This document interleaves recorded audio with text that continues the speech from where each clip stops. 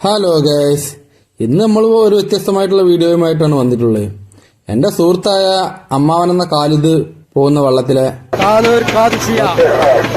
മീനാണ് ഇന്നത്തെ നമ്മുടെ വിഷയം.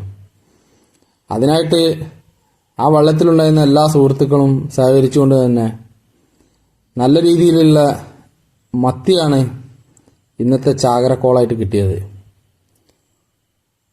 അമ്മാവൻ ചെട്ടിപ്പടിയാണെങ്കിലും താനൂർ കാദിസിയ വെള്ളത്തിലാണ് കയറാറ്.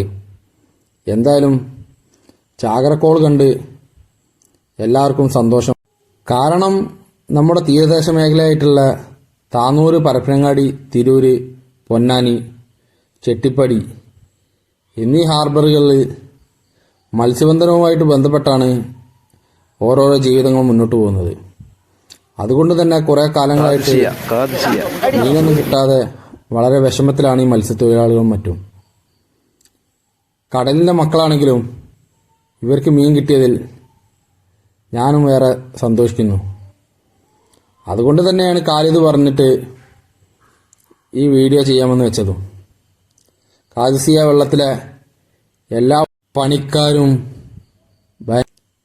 നല്ല സന്തോഷം നിറഞ്ഞ ദിവസം തന്നെയായിരുന്നു ഇന്നുണ്ടായത്.